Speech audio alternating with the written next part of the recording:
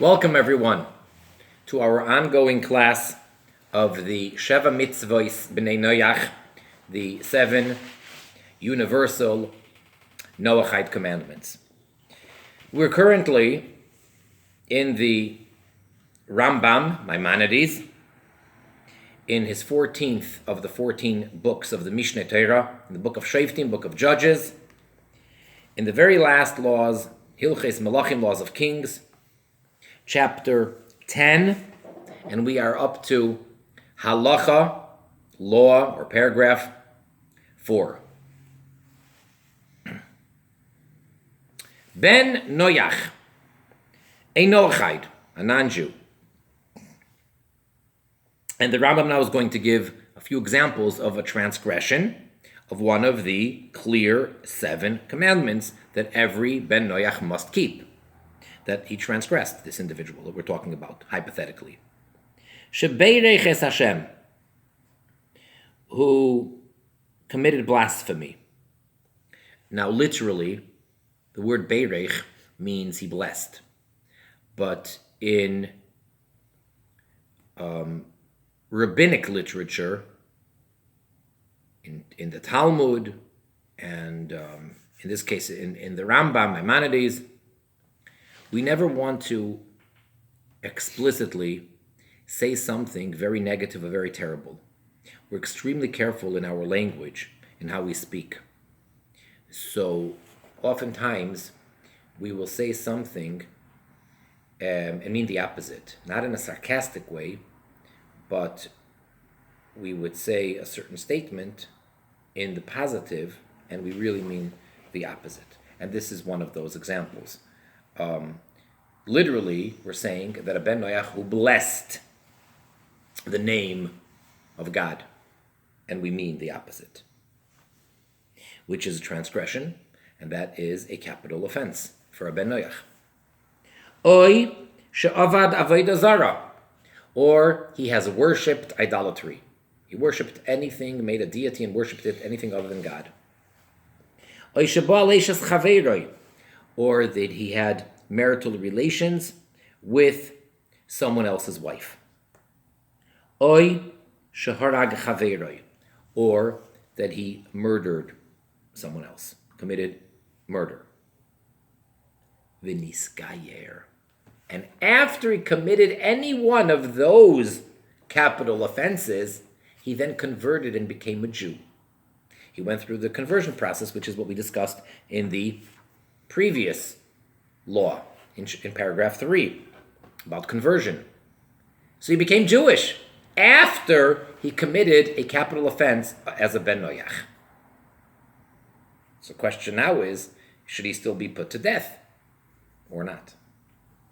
Says the Rambam, Patur, he's exempt.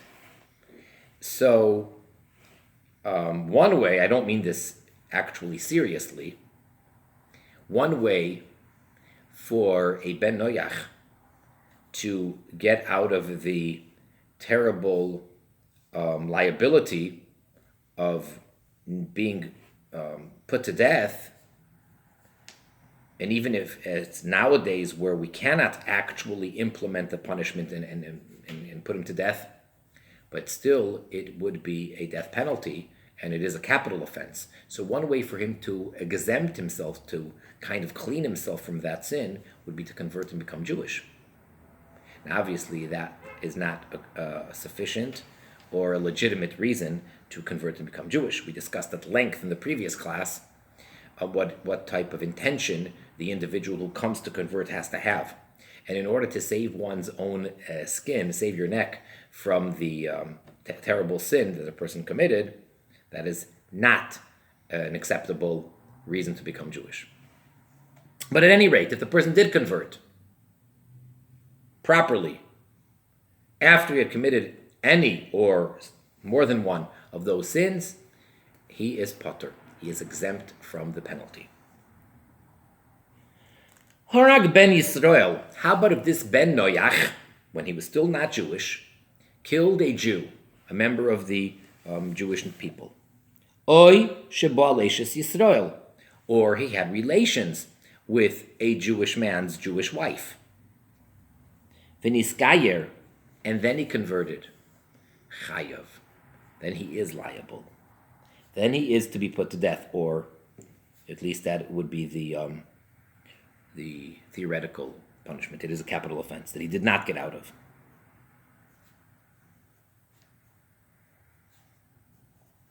V'horgin oisoi al ben Yisrael, and he is put to death for killing a Jew. V'choinkin oisoi al eishes Yisrael sheboal. However, when it comes to the sin of adultery, there he is not put to death by means of hariga, which is called sayif, which means to behead him.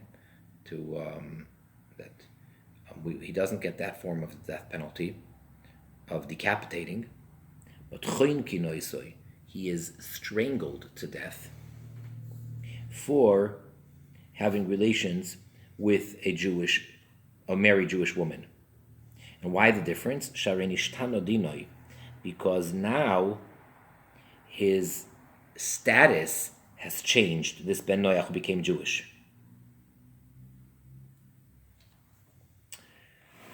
So there are 4 types of death penalty that the Jewish court would give. Biblically speaking, there are 4 types of death penalty. However, that's basically only for Jewish people.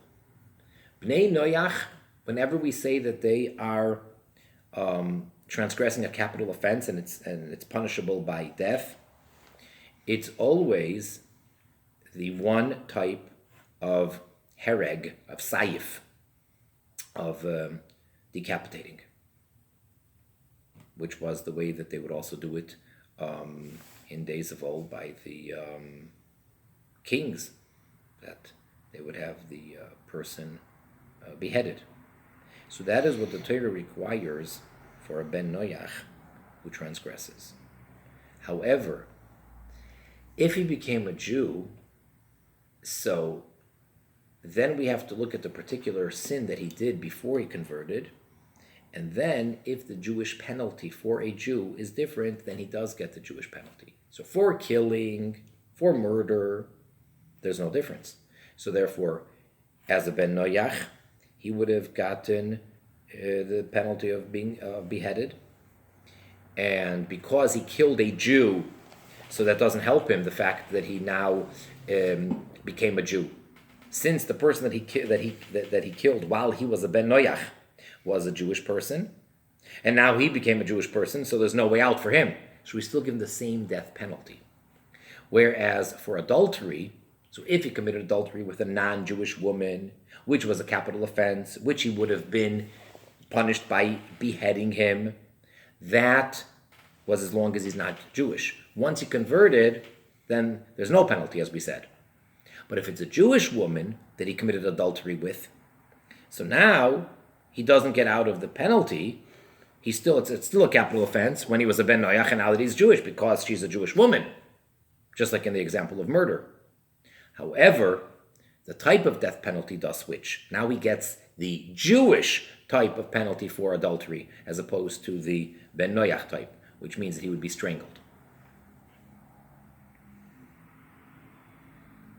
And now the Rambam is going to spell out this idea of the type of death penalty that the Bnei Noach receive. Kvar beyarnu. We already explained, referring to the previous chapter. Shekol misas Bnei Noach b'sayif. That any type of death penalty that Bnei Noach are to receive, according to the Torah law, is b'sayif, with the sword, to behead them. Ella im boal eishes Yisrael, unless the exception is if this Ben Noach committed adultery, had relations with a Jewish woman married to a Jewish man, oy na'ara ma'irasa, or the very specific particular case of a na'ara ma'urasa. Now, according to the accurate versions here in the reading of the Rambam, the word oy, which means or, alternatively, should really be omitted, and it's one case. It's not two cases, but it's a Baal Eishes Yisrael, which is a Na'ara Me'oirasa. Na'ara Me'oirasa is a very specific, very particular case of adultery that the Torah gives special different type of death penalty for it with regards to a Jew.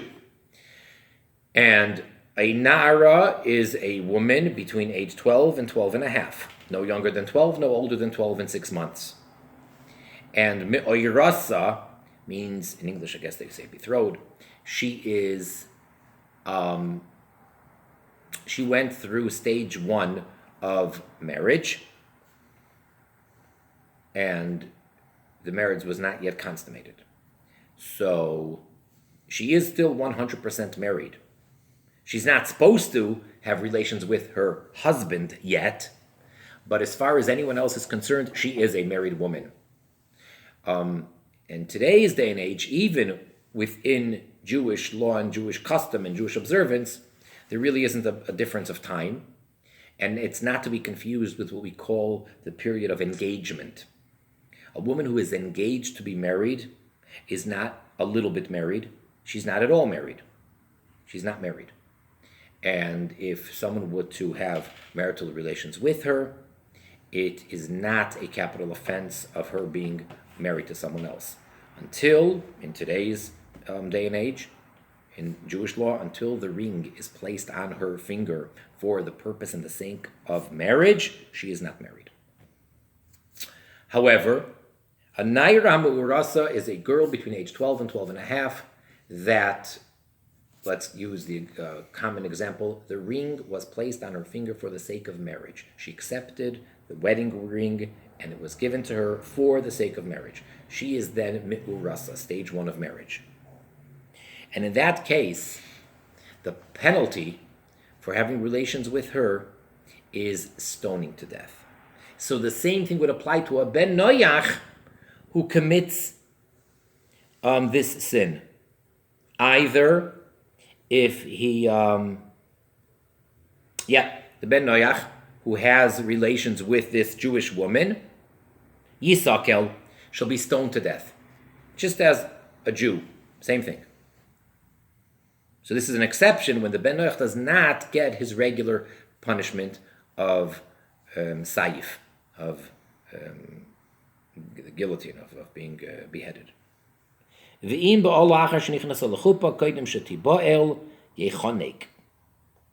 then, if he had relations with her at a different point, after she already came into the chuppah, and chuppah is commonly referred to as the wedding canopy.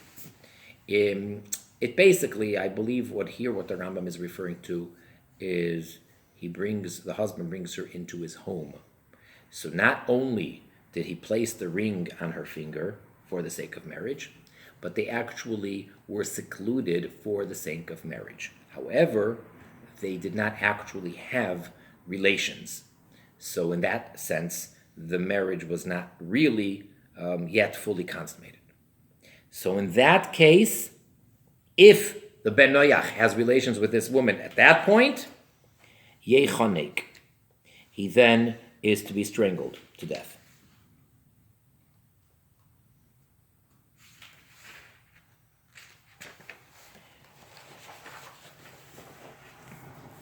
Now, in essence, at this point, even though we still have plenty more to go in this chapter, pretty much the Rambam now, in the past chapter and a half, covered in great general terms and in somewhat details, gave us the guidelines of the 7 mitzvahs b'nei Noach, of the 7 universal commandments. Delineated each one of them, explained each one of them, and gave us some details. Now, he's going to address additional things that b'nei Noach may or may not be advised to do. Some things they should do, some things they're forbidden from doing. So now he's going to address other areas of commandments, of mitzvahs, of Jewish mitzvahs. And some things are very clear that Bnei Noach may not do, and some things we can call them optional. The 7 are non-negotiable. The 7 that we discussed are mandatory, capital offense, even if you don't actually kill anybody for transgressing, but at least you should understand the severity and the weight that each one of those 7 carries. All right. And that there's nothing to discuss. Those 7 are the 7 Noachide commandments, clear, and everybody must keep them. But then these others, if we could say that it's a bit of a gray area, maybe that's not the right way to categorize them, because according to the Rambam, it will be clear. But they are additional commandments or precepts or customs that one might want to do, that a Ben Noach may be interested in doing, and that's what the Rambam will now address, pretty much from Halacha 6, from Law 6, paragraph 6, and on. Mipia Kabbalah, from the tradition. Now, when the term Mipia Kabbalah is used, it means that this is part of the oral law, that we don't have verses in the Torah, in the written Bible, to back it, or that it's based on. Every one of the 7, the Talmud derives and discusses how they're derived, from which verses in the book of Genesis, in the beginning there. Some of them are very clear, other ones are not clear, but as it always is in the case of the oral Torah, when it comes to the 613 commandments for the Jewish people, from an extra word, from a change in a word, from a certain expression, that can actually tell us a whole mitzvah, or much about a mitzvah commandment. When you say Mipia Kabbalah, that means it's completely an oral tradition, and it is an unbroken chain, and it goes all the way back to Moses, from the mouth of God. So it's not made up, and I don't want to use the term rabbinic in the sense of that the rabbis instituted it, because when the Rambam uses the expression Mipia Kabbalah, he means that this is an oral tradition that the rabbis have going all the way back, but it's strictly the oral law. It's not to be found in the 5 books of Moses. So, now he's going to tell us things that are Mipia Kabbalah. Shebnei Noach, that the Noachides, Asurin are forbidden, Beharboas Behema, in crossbreeding animals. So it is forbidden for a Ben Noach to take a male of one species and a female of a different animal and have them mate and produce a different type of a product, even if they could reproduce. For example, if I'm not mistaken, a horse and a donkey produce a mule. So that would be forbidden. If I'm not mistaken, a male mule and a female mule cannot reproduce. So any mule that exists is a product of crossbreeding, if I have that right. At any rate, whether or not it's just forbidden, and this is clear, and it's not a suggestion, even though it's not officially one of the 7, but as I said, we're now going to have different things which are also forbidden.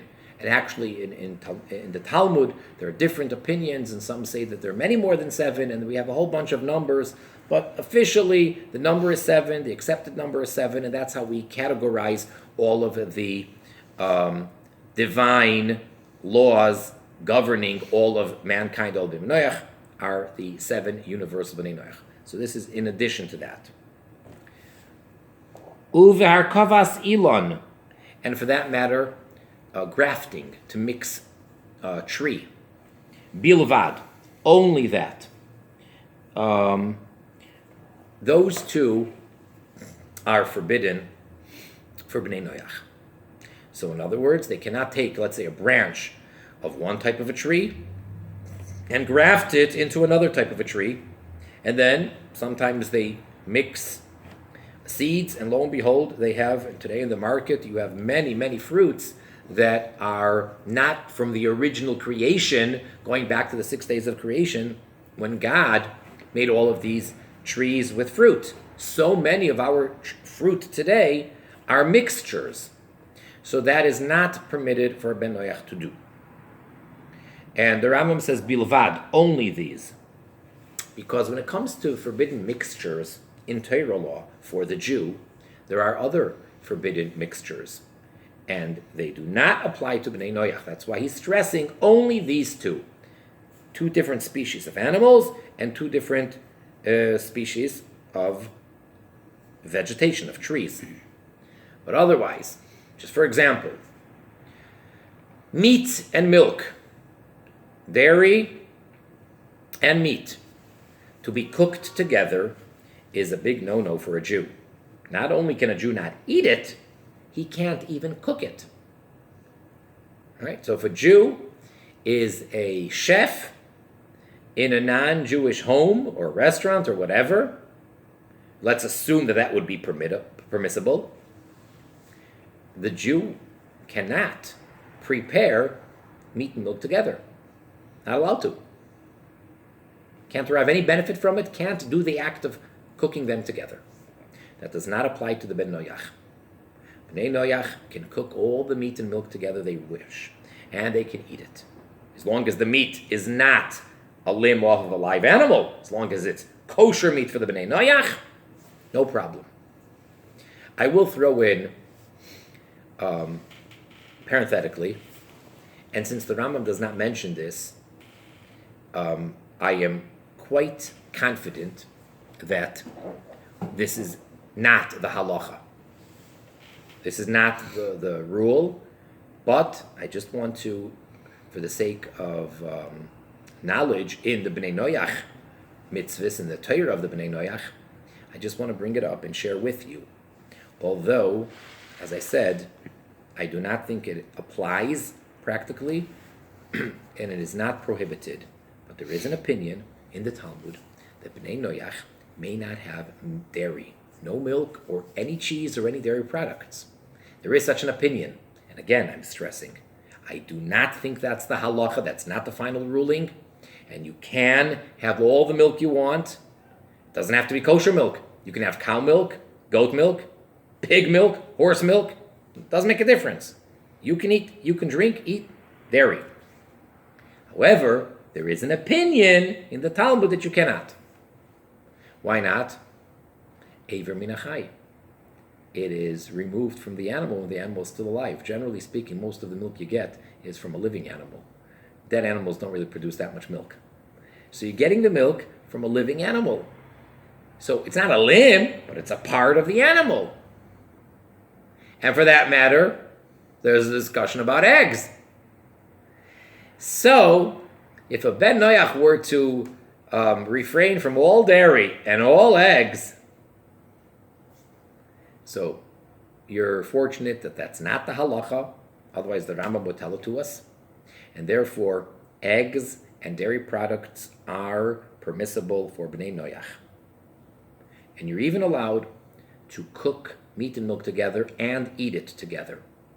So for example, a cheeseburger with real cheese and real burger, no, today they have soy, so some Jewish people want to have the taste of a cheeseburger, and therefore they use non-dairy cheese or non-meat burgers. So that would be permissible for a Jew. You can have a cheeseburger as long as the meat, the burger, is kosher for you. It may be a problem. I don't know how they, in today's fast food, I'm not sure. I don't know how they produce that meat.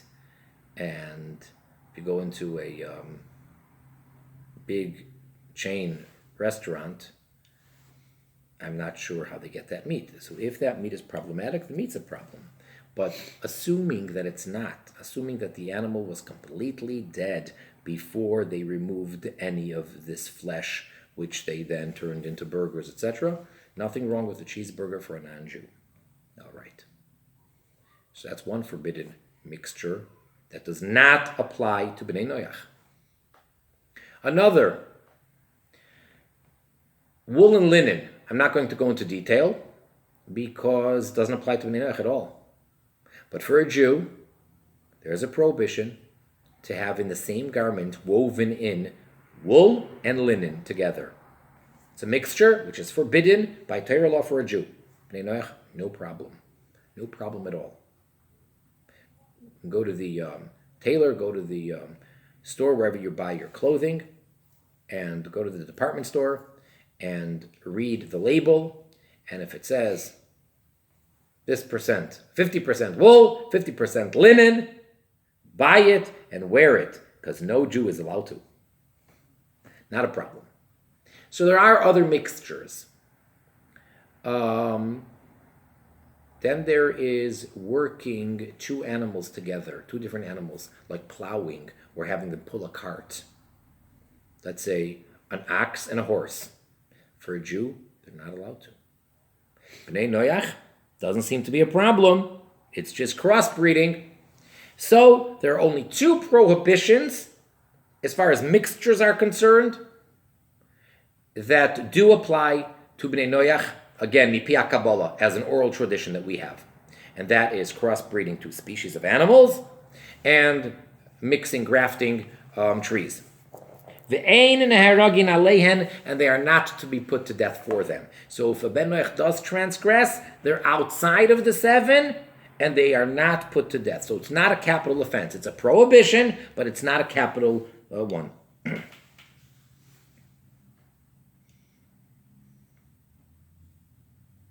The goy shehika Yisrael, a non-Jew who striked a Jew, afilu chaval bal koshehu, even if he wounded him a very minute amount, just wounded him. Afal pishu chayav misa einoi neherag, even though he is almost theoretically liable for the death penalty, but yet the Jewish court, doesn't kill him. And therefore, what does it mean he's liable? What do you mean theoretically? So we have a concept in Torah, again, primarily for the Jewish people, where certain things would be a death penalty, but it's not given over to the Jewish court to give them any of the 4 death penalties. It's referred to as death by the hand of heaven. And it's a severe sin with a very severe consequence, punishment, but it's in the hands of heaven. Even if there were proper witnesses and a warning and everything, the court system, the Jewish court, would not be allowed to put the person to death. But the person did commit a capital offense. And in the times of the Holy Temple, when we were all on a much higher level, a person who committed such a crime was guaranteed to die a premature death. Nowadays it is not so. A person who commits such an offense can still live a very, very long, sweet life.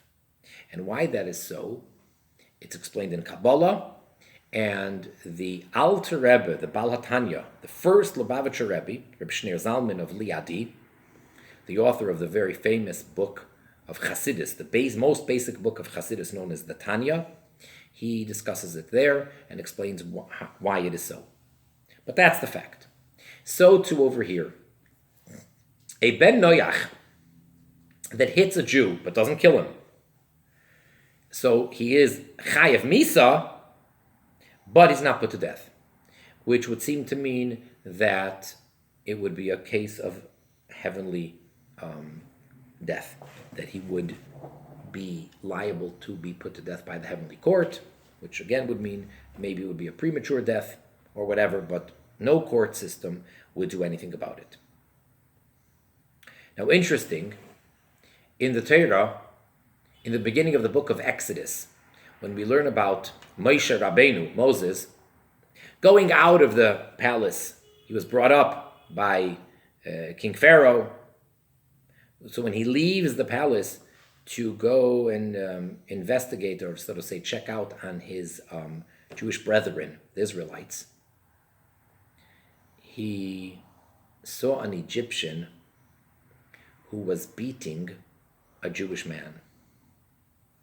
So Moses, the verse says very clearly, Moses killed him and buried him in the sand, hid the body.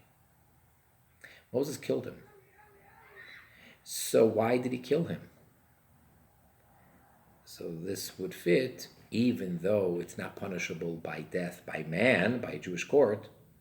Well, Moses was not acting as a judge of a court. There was no hearing of any sort.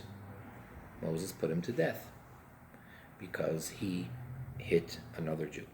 So it's a very severe act for a non-Jew to strike another Jew.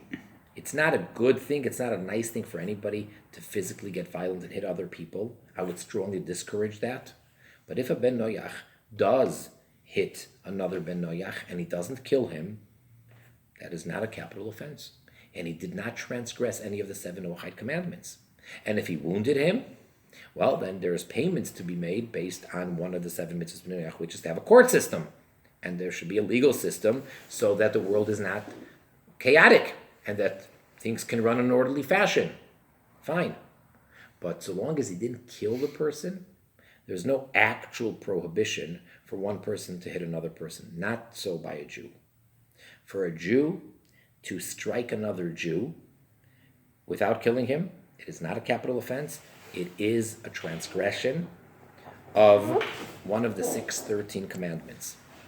For a non-Jew to strike a Jew and not kill him, it is even more severe, and it is what we're saying over here, chayav misa, liable for the death penalty, but not put to death.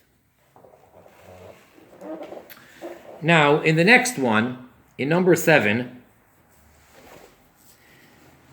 7 and 8, as a matter of fact, we're going to be discussing circumcision, bris milah. Now, by way of introduction and to perhaps deviate a little bit, there's much to be said, but I'll try to keep it brief. The Torah, keeping God's laws, is obviously beneficial. He's the creator. We have a purpose here. We have a job that he wants us to do. He gives us these rules of what we mustn't do and what we must do. So obviously it's beneficial. But even on a strictly physical level, however, at least for the Jew, that's not the approach that we take to keeping Torah and mitzvahs. For example, many people make the argument, oh, kosher, what a brilliant idea. Whoever thought about the dietary laws of kosher? Oh, God did. Ooh, makes sense. They're brilliant. If you eat all these things which he says you're not allowed to eat, well, guess what? 3,000 years later, we figure out they're not healthy for you. That's an interesting approach, and there have been many articles and books written explaining the benefits, the physical benefits, from keeping commandments such as laws of kosher. However, that is not why we keep kosher. Then why doesn't all of mankind have to keep those strict laws of the Jewish dietary laws? If God created people and he cares of the people and they're here for a purpose, well, why then did he allow them to eat non-kosher if it's not healthy? One can make the argument, well, he cares more about the Jew, but I don't know. It doesn't sound like a really strong argument. And number 2, there are many kosher foods that are absolutely unhealthy. And I believe that there are many absolutely non-kosher foods for a Jew which are very healthy and very beneficial. And yet, they're not kosher. There's a separate commandment for one to take care of their life and their health. That's a separate issue. So a Jew should not indulge, at least, in unhealthy foods that are 100% kosher. Fine. But that's a separate issue. There is consuming kosher food. What is fit for a Jew to eat? And then there is a matter of health. So keeping kosher is not, we don't keep kosher because it's a healthy diet. Then someone could come one day and say, oh, I have a better diet than your kosher dietary laws. But the problem is my diet does include some non-kosher meat, but it's really very beneficial. It's not kosher, but it's really very beneficial. No, we're not talking over here about a matter of life and death. If it's a matter of life and death, then a Jew would be permitted to eat whatever it takes to save his life. If it's been determined medically that this particular meat has in it, whatever it may be, certain properties it has to it that will save this Jew's life, then he is to eat it. But otherwise, just because you prove to me that this type of non-kosher meat is healthy, no, sorry. So we don't keep kosher because it is healthy. Now, I use that as an example, as a segue to the topic here. And see, the problem is, as years and generations go on, so different theories in the world of sciences, different discoveries, and different data comes to, and what yesterday was good, today is bad, what yesterday was bad, today is good, and these things. But if it's with Torah law, if it's God's word in the Torah, that's divine, and that doesn't change. So when it comes to circumcising a male, most healthy children are born, males that is, most boys are born with what, according to the Jewish breakdown of the way we break it down, 248 so-called limbs and 365 sinews, or whatever the proper term for those body parts are, 365. All right? And a healthy child is born with this foreskin. Foreskin covering the tip of his penis. That's the way a child is generally born. In other words, God created the child as such. Now, many will tell you that it's very healthy to remove the foreskin. Could be. I mean, I hope so, because in Jewish law, every Jewish male has to have a circumcision. So I sure hope it's healthy, but that's irrelevant. Even if it will be, quote unquote, proven medically, scientifically, with absolute proof that it's actually very detrimental and unhealthy. And it's healthier to keep him uncircumcised, to keep the foreskin on. That would not make a dent as far as a Jew is concerned. We're commanded that on the 8th day of the child, as long as he's healthy enough for this circumcision, not healthy enough, meaning that the doctors agree that it's in general a good thing. As long as the child is healthy, he doesn't have any type of a sickness or jaundice or anything like that, on the 8th day of the child's birth, he is circumcised. Doesn't matter what all the doctors in the world will say. It's a mitzvah. It's a commandment for Jewish boys, for the male. If for whatever reason the person fell between the cracks, he was not circumcised, his parents didn't do it, they failed to do it, whatever the case is, it was common in recent times, and even today, but more so going back at least 20, 30, 40 years ago in communist Russia, back then, that in the former Soviet Union, it was forbidden to have any religious activity, and therefore the children had to be secretly, it was underground, circumcised, and many were uncircumcised until they left at an older age. Children older than 8 days old, several years old, 10 years old, and adults, 20, 30, 50, 60 years old. And they came out and they had themselves circumcised. It's devotion beyond, but it's a big mitzvah for a Jew. Nothing to do with health. Again, maybe it is very healthy. That's not why we do it. So we're talking over here strictly about doing an act which is a commandment of God. So when it comes to the Jew, there is no question about it. A Jew is to be circumcised, unless the situation is such where in that particular case, it's known to be a death threat, that the person's life is at stake. That's an extreme case. That would be an exception. And there are such cases. So now the question becomes, a ben noyach, a goy, he wants to be circumcised. And again, these things come and go, and it depends on the times and in the hospital and which country. I think it's fair to say that in most of the United States, at least nowadays, they give the offer to the parents if they want to have their child circumcised or not, and they don't wait till the 8th day. In most cases, when the mother and the child are healthy, they're out of the hospital by then.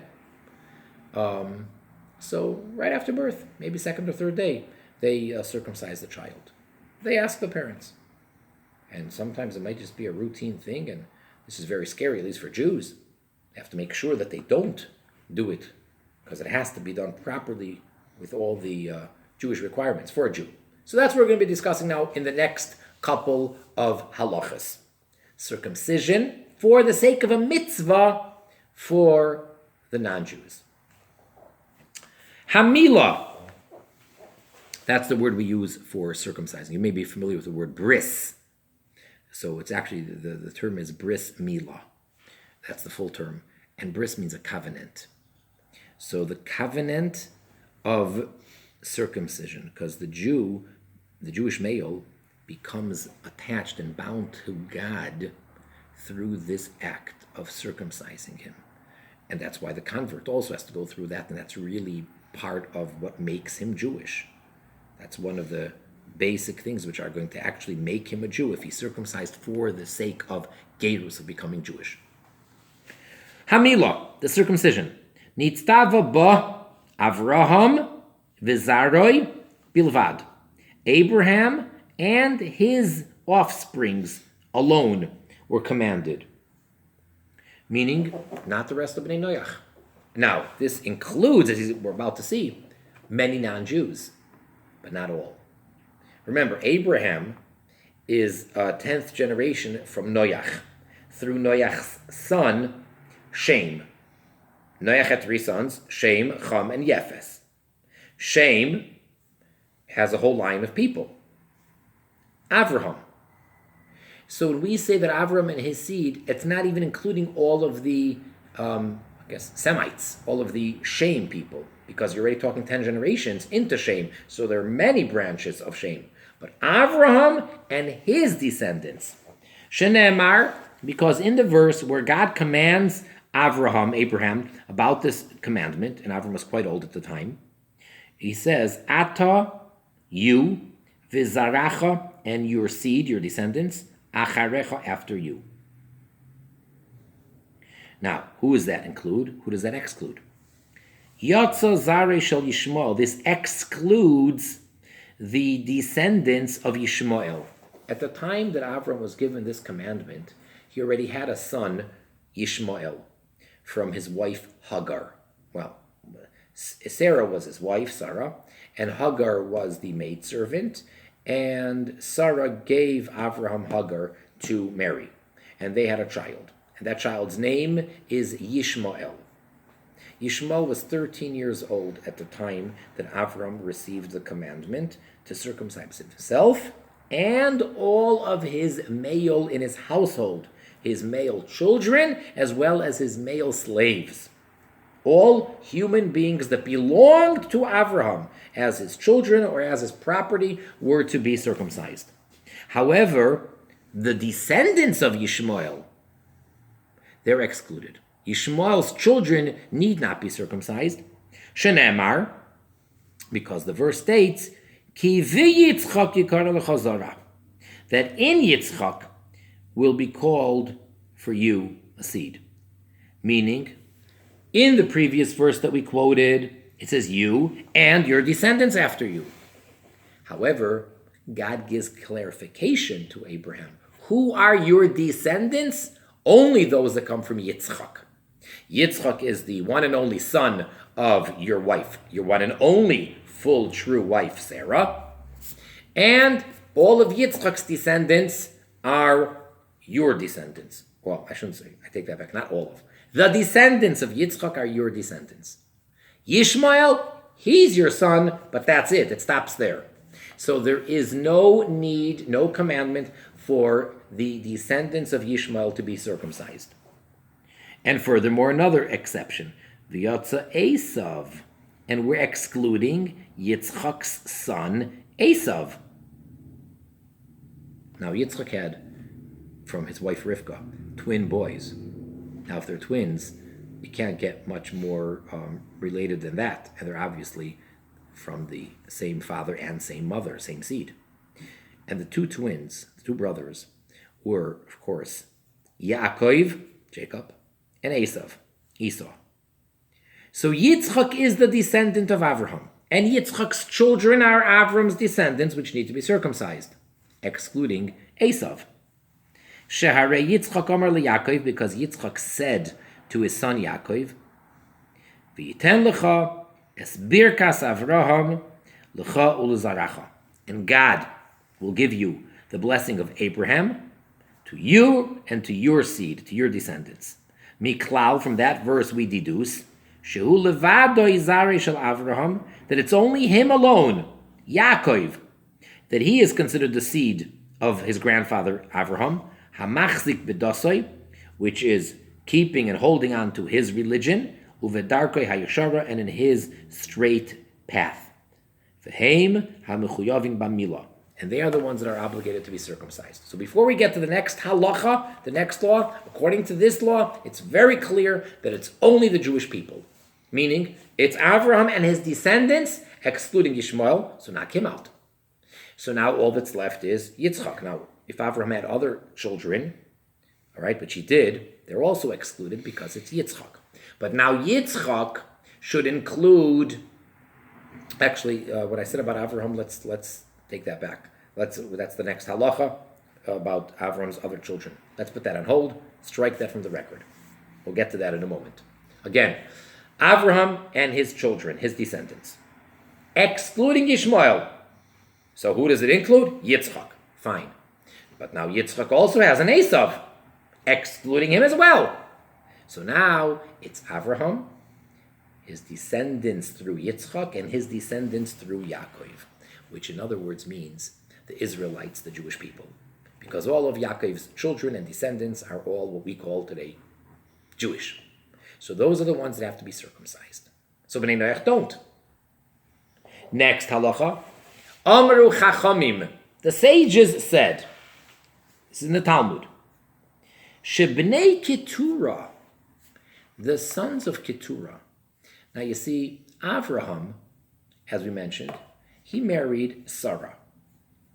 They had no children for a long time. So then Sarah gave him her maid servant, Hagar, and they had Ishmael. Then later, Avraham and Sarah had Yitzchak. But then even later, Avraham married a woman who is referred to as Keturah. and there are different opinions as to who this lady was. According to the most basic commentary in Torah, known as Rashi, Keturah was in fact Hagar.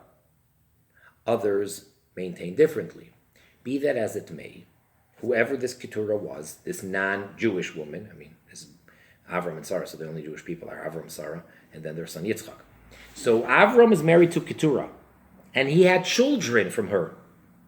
Shehem Zarei shel Avraham sheba achar Yishmael v'Yitzchak. This is the seed of Avraham after Yishmael and Yitzchak were born. So what's their status? Yitzchak, we know, that's called Avraham's seed. Yishmael, we know, is excluded. But what about these? Chayovin b'milah, the descendants of the Bnei Keturah, they are obligated to be circumcised. So the children, the sons of Keturah from Avraham, and likewise, all of their male descendants. Now, in the Bible, it lists who they were. There were 6 sons that Keturah bore to Avraham. Those 6 needed to be circumcised, and so do their male descendants for all future generations. So it comes out that the people that are obligated to be circumcised today are all the Jewish males and whatever percentage of the population, these descendants of Keturah, which is obviously a very small percentage of the world population, but whoever they are. But now, the Rambam continues. And since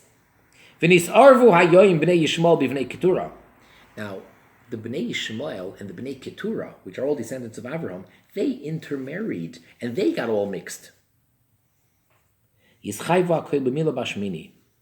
now, anyone who knows that they come from Yishmael also needs to be circumcised. We excluded the descendants of Yishmael. That's if you were strictly a descendant of Yishmael. But because there is intermarriage between the families of Yishmael and the Bnei Keturah, so now we don't know who's who within that faction, and therefore they all need to be circumcised on the 8th day, like Hashem commanded Avram that his males are to be circumcised on the 8th day. Yishmael would have been circumcised on the 8th day. The only thing is he was already 13 years old when the commandment was given. But otherwise, however, they are not put to death for not circumcising themselves. Now, within what's called the Arab world, which there are many Arabs on the planet today, that may be a very general term, but all of the Arabs, today it's a big mix, obviously. So many Arabs are descendants of Yishmael. Many are the Bnei Keturah. So they intermarried. But then, as time goes on, there are so many others that also are mixed in. And if, in fact,